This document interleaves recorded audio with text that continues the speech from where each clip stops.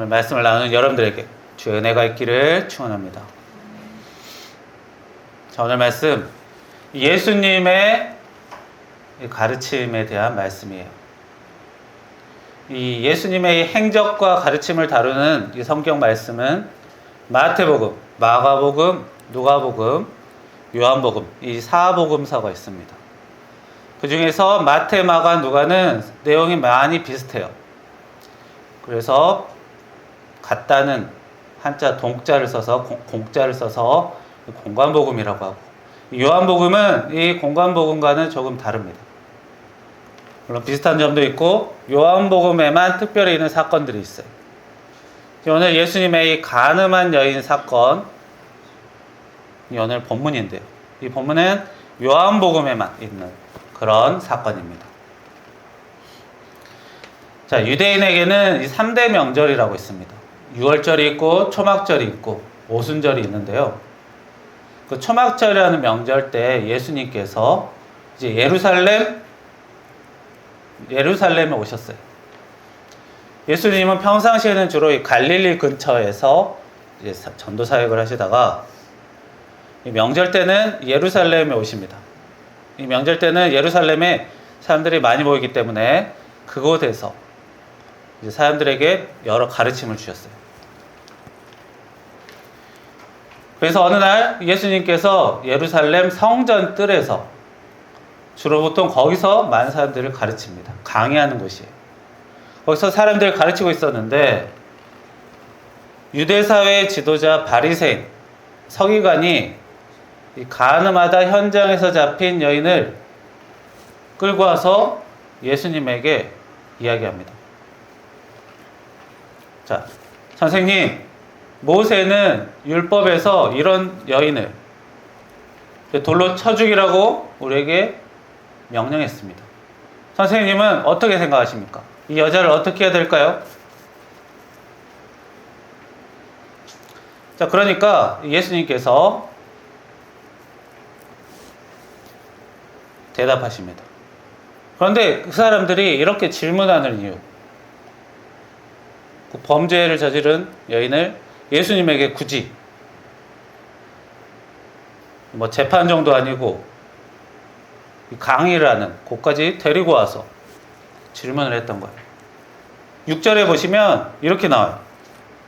자, 그들이 이렇게 말함은 고발할 조건을 얻고자 하여 예수를 시험함이로라. 그러니까 예수님이 어떻게 말을 하느냐에 따라 트집을 잡아서 고발을 하려고 했다는 겁니다. 자, 우리가 보통 사람이 말을 하면서 말 실수 한 번 했다고 고발당하고 감옥에 갑니까? 보통 그렇지는 않아요. 뭐 옛날이 아무리 좀 엄한 사회라 했어도 말 한마디 가지고 감옥에 보내고 이러면 안 되는 거예요. 자, 물론 이런 사회가 있긴 해요. 자, 북한이나 중국 이런 나라는 어때요? 정부를 비판하거나 최고 지도자를 비방하면 말 한마디로 징역합니다. 3년에서 최하 3년 이렇게 간다고 해요.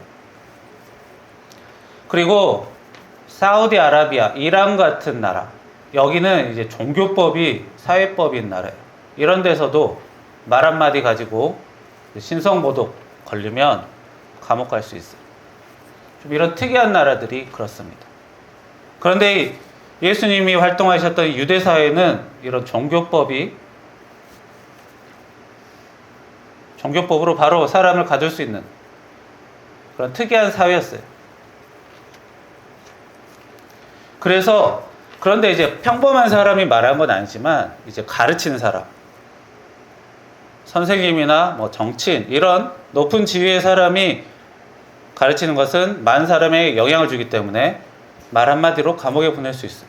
그래서 그 바리새인이 예수님을 찾아와서 선생님 이렇게 말한 거예요. 존경의 마음으로 선생님이라는 게 아니라 선생님의 신분으로서 말 어떻게 하냐 보자는 거예요.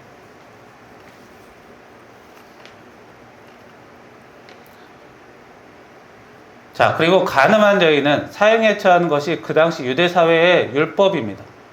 법이에요. 우리가 흔히 말하는 법률은 사람이 만든 거고, 이 법률을 거꾸로 하면 율법이거든요. 율법은 하나님이 주신 법을 율법이라고 합니다. 좀 구분하려고 이렇게 구별해서 써요. 자, 레위기나 신명기에 보면 간음한 여인은 성문 근처에서 돌로 죽여라, 이런 말이 실제로 있어요. 모세 시대 때 하나님에게 받은 율법입니다. 그런데 그 바리새인들은 예수님이 법을 어겼으면 법대로 처벌해야지라고 대답할 걸 기대했다면 굳이 예수님에게 데려오지 않았겠죠. 예수님은 다르게 대답할 것이라 생각했던 거예요. 율법대로 말하지 않고 간음한 여인을 살려줘라, 이렇게 대답할 것이라고 바리새인들이 예상한 겁니다. 왜냐하면 그동안 계속 예수님께서는 사람들이 안 좋게 보는 이런 세리들하고도 어울리고, 병든 환자들 고쳐주고, 많은 사람들을 살게 만드셨거든요. 사람을 살리는 일을 하셨기 때문에 이 범죄를 저지른 이 여인 또한 살려두라고 하실 거다, 그렇게 생각한 거예요. 자, 그러면 어떻게 돼요? 바리새인들은, 서기관들은 예수님이 그 죄인을 살려주어라 라고 하면 율법을 어긴 거예요. 하나님이 주신 율법을 어기라고 가르치는 선생님이 되는 거예요. 게다가 간음하는 거는 가정을 파괴하고 사회를 혼란시키는 일이죠. 그런 일들이 많아지면 사회를 혼란시키는 사람이 될 수도 있는 거예요. 범죄인을 편들고. 자, 그 사람들은 예수님을 벌하기 위해서 이런 사랑의 예수님이라는 그런 특징까지도 교묘히 이용했습니다. 그런데 그런 사람들, 하나님을 강하게 믿고 따랐던 사람이에요. 이런 바리새인들. 우상 숭배 안 하고 철저하게 살자는 그런 열심인 사람이에요, 하나님. 그러나 너무 신념이 강한 나머지 이렇게 사람을 괴롭히는데, 벌하는데, 억울하게 만드는데 이용하기도 해요. 그래서 그리스도인이라고 해서, 신념이 강하다고 해서 무조건 좋은 게 아닙니다. 그러니까 그리스도인이 조심해야 될 게 뭐냐면, 누가 옳고 그러냐 그걸 따지는 것, 너무 거기에 매몰되면 나쁜 짓을 할 수 있게 되는 거예요. 그런 걸 조심해야 합니다. 옳고 그러냐에 대해서 너무 몰입하면 안 돼요. 자, 예수님은 바리새인의 질문에 이제 조금 시간을 들여서 결국 대답하십니다. 뭐라고 하시냐면, 너희 중에 죄 없는 자가 먼저 돌로 쳐라. 먼저 나서라.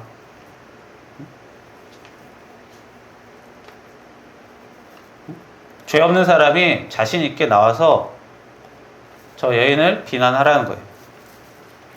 처벌하라는 거죠.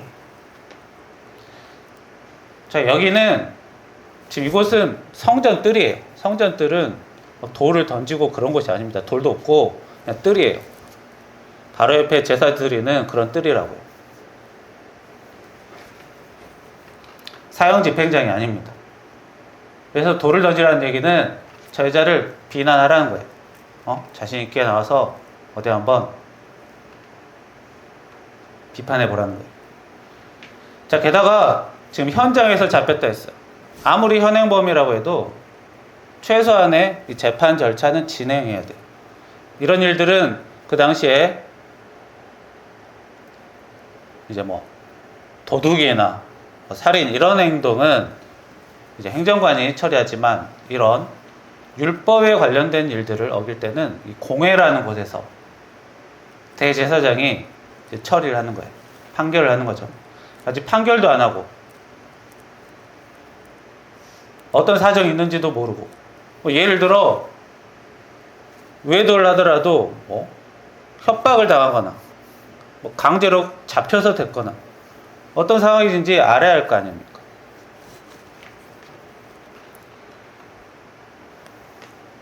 게다가 자, 결국 예수님의 대답을 들은 사람은 양심의 가책을 느끼고 그 자리를 떠납니다. 뭐, 돌을 들고 있다가 돌을 내려놓고 간 게 아니에요. 자, 그런데 이 예수님의 말씀, 죄가 있는 사람이 그 사람을 비난해 봐라.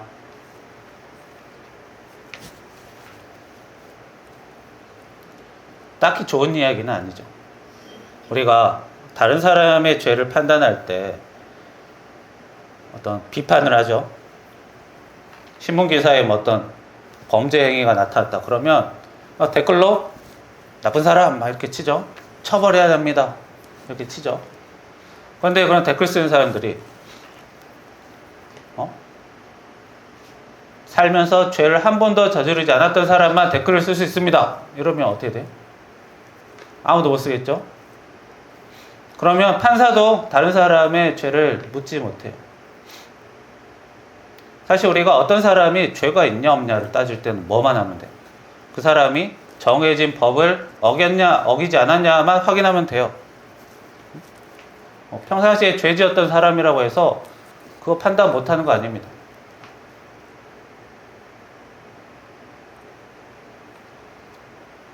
그러니까 간음한 여인이 죄인이 아니냐를 따지려고 하면 그것이 법에 맞냐 틀리냐만 보면 되는 거예요.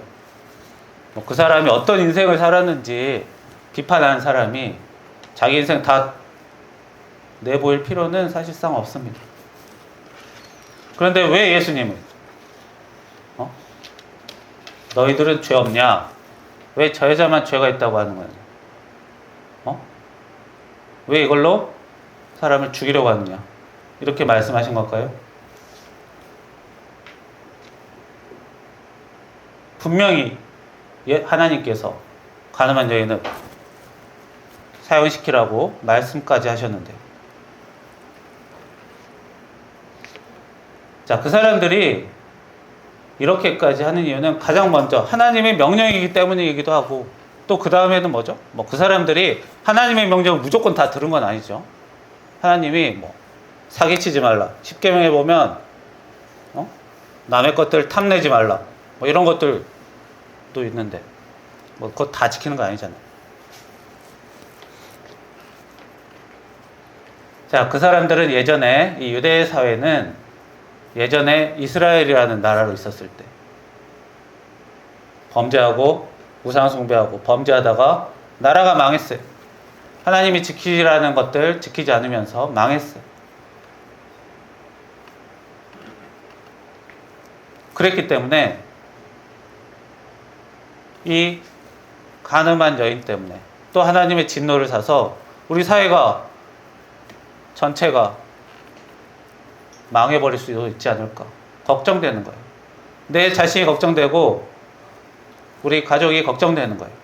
저 간음한 여인 때문에 하나님의 진노를 사서 우리 유대 사회가 망가질까 봐. 사회가 망가지면 그 안에 속한 사람들은 다 피해를 보게 됩니다.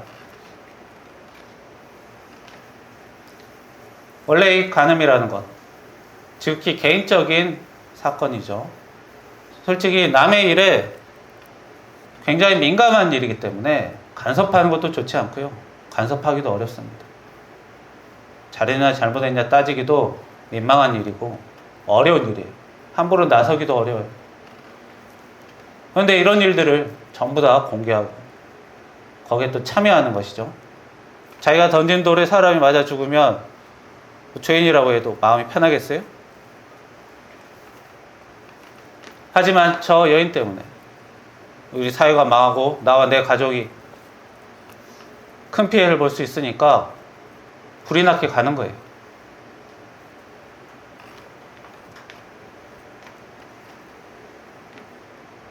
그러나 예수님이 너희도 죄가 있지 않느냐 라고 물은 건 뭐예요? 그 사람들도 간음죄는 저지르지 않았더라도 다른 사람 거 욕심내고 거짓말을 말하고 작은 사기를 친 적도 있고 예수님의 하나님이 주신 이 율법을 그들도 완벽히 지키지 못했기 때문에 그들 또한 그들의 자신의 죄로 하나님의 진노를 살 수도 있었던 거예요. 저 여인만 하나님의 진노를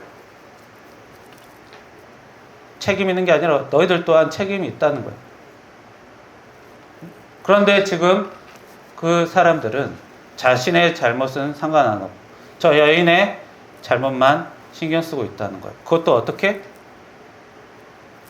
죄를 올려치기라고 하죠. 더 크게 보는 거예요. 예를 들어서 우리가 무단횡단을 했어요. 무단횡단했는데 벌금을 1,000,000원 이렇게 하고요. 그럼 어떨 것 같아요? 무서워서 무단횡단 못합니다.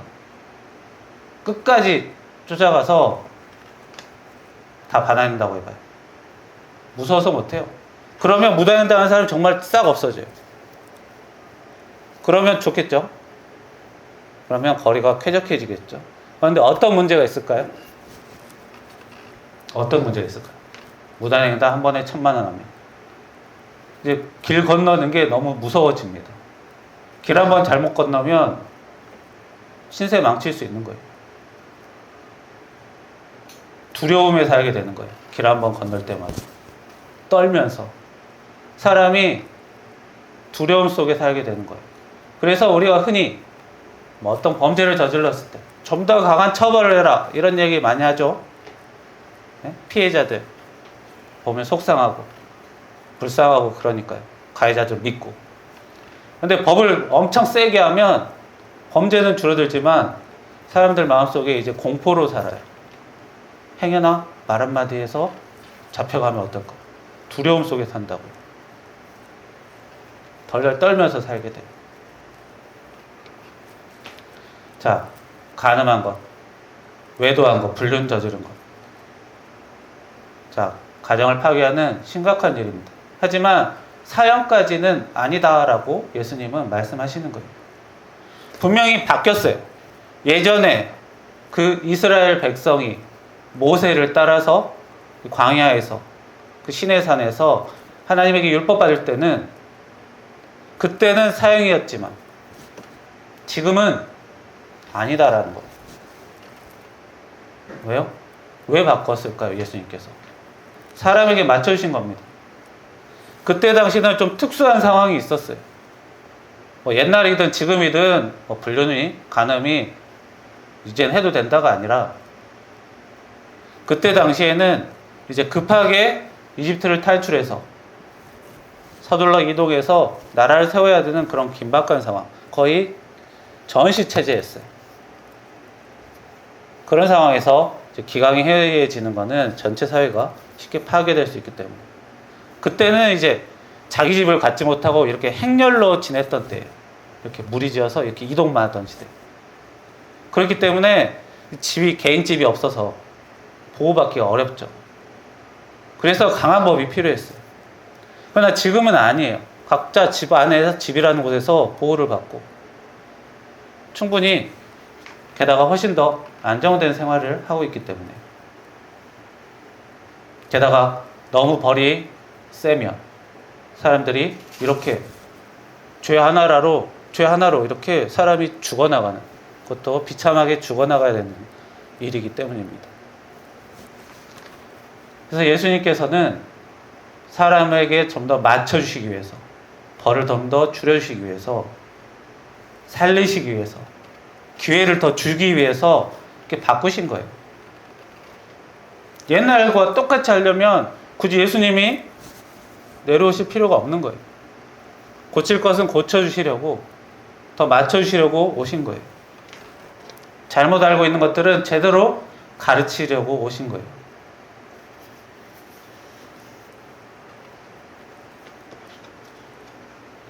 게다가 예수님께서는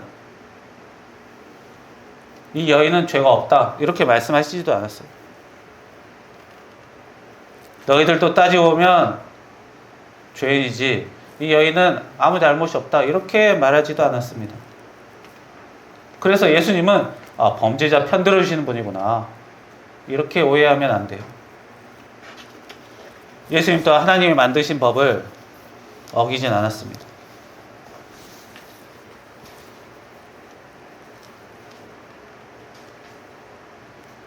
예수님께서 다시는 죄를 범하지 말라고 경고하셨죠. 기회를 한 번 더 주셨던 겁니다.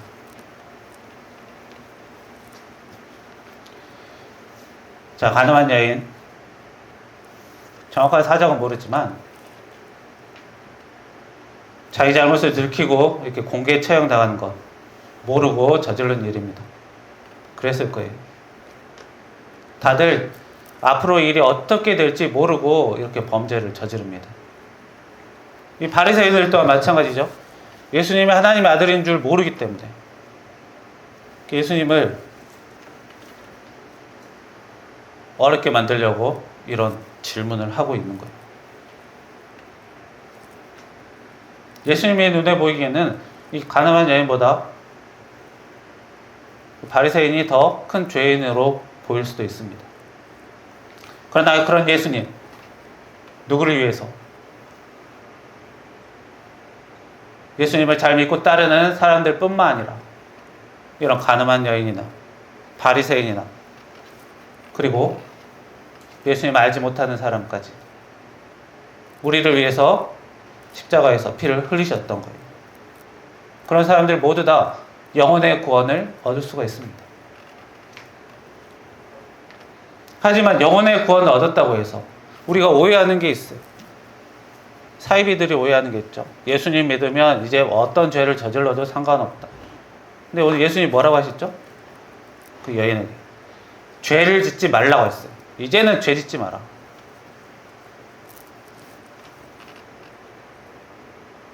내가 용서했으니, 내가 도와줬으니 죄 져도 된다고 하시지 않았어요. 죄 문제를 다루시는 거예요.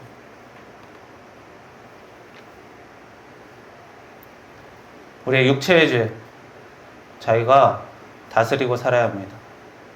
기회는 너무 많이 주지 않아요. 굉장히 큰 죄입니다. 이런 간음죄는 가정이 파괴돼요. 가장 큰 피해자는 배우자와 그 자녀들이겠죠. 그리고 그 일가 친척들도 피해자입니다. 원래 이 소속된 사람이 잘못을 저지르면 그 소속도 같이 욕을 먹게 돼 있어요. 그건 어쩔 수 없어요. 어떤 가정에서 범죄자가 나오면 그 가정은 욕을 먹어야 되고, 어떤 조직에서 범죄자가 나오면 그 조직이 욕을 먹어야 합니다. 어쩔 수 없어요. 기독교에서도 이상한 목사들이 엉뚱한 짓 하면 기독교 전체가 욕먹는 거, 괜히 아무 상관없는 다른 목사들, 기독교인들도 같이 욕먹는 거, 어쩔 수 없는 거예요. 욕먹을 땐 그냥 먹어야 돼요. 억울하겠지만. 이 여인의 그 가족들은 피해자이면서 욕먹는 대상이 되는 거예요. 평생 자기 잘못을 가족들에게 회개하며 살아야 합니다. 용서를 빌어야 돼요. 가족이 용서 안 할 수도 있어요. 그래도 어쩔 수 없어요. 그러면 괴로운 마음으로 살아야 돼요. 그것이 이제 성인의 이제 어른이 된 나이 먹은 사람에 가져야 될 책임이죠.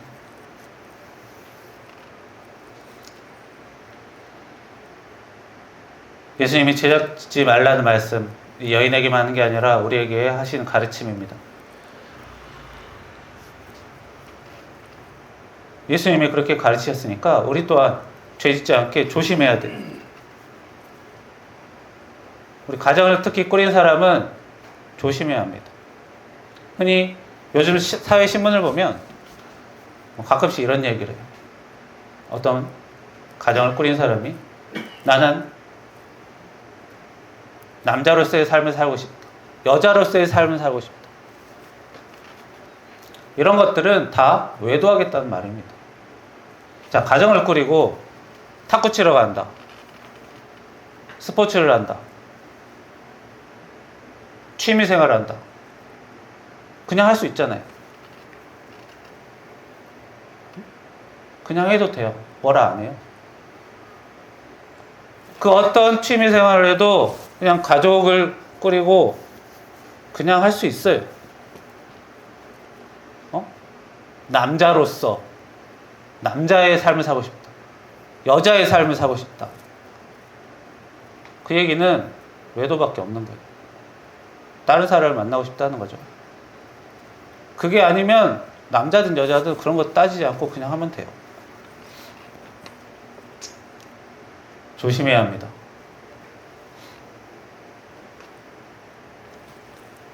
부부 생활하면서 불륜의 문제만 없어도 상당히 잘 산 부부입니다. 대단한 것들을 이루고 살아야지 잘 사는 거라 생각하는데요. 자, 긴 시간 살면서 실수를 얼마나 적게 알고 사느냐가 가장 중요해요. 예수님께서 가르쳐 주신 거예요. 가정생활에 대해서. 예수님이 가정생활에 대해서 더 노력하고 살아라. 더 열심히 살아라. 이런 거 가르치십니까? 성경에 그런 거 안 나와 있어요. 공관복음, 요한복음에 죽어라 이래서 아주 그냥 근사하게 살아봐라 이런 말씀이 어디 있어요? 죄 짓지 말라는 얘기 하시죠. 그것만 해도 예수님의 가르침대로 사는 삶, 은혜 받는 삶이 돼요.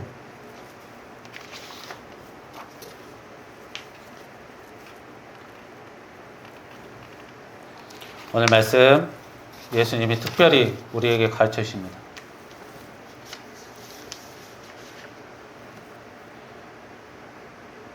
죄를 지어도 기회를 주시는 것.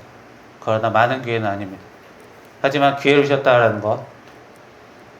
우리 사람이 연약함을 아시기 때문에 언제든 잘못 생각할 수 있고 잘못 판단할 수 있고 잘못 행동할 수 있기 때문에 기회를 주시는 거예요.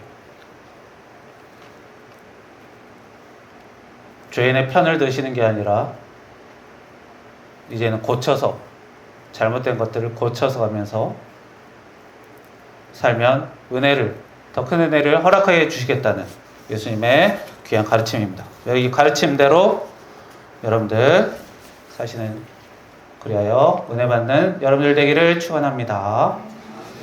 기도하겠습니다. 살아계신 하나님, 오늘 말씀대로 저희들 다른 사람의 죄를 비판하며 살 때도 있고 자신이 비난받을 때도 있습니다.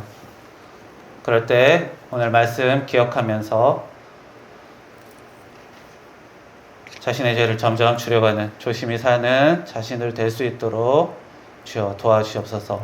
이 세상에 많은 유혹이 있고 어려움들이 있고 괴로움이 있겠지만 이런 죄악들을 잘 물리치며 사는 그리스도인이 될 수 있도록 주여 힘과 능력과 은혜를 허락하여 주옵소서.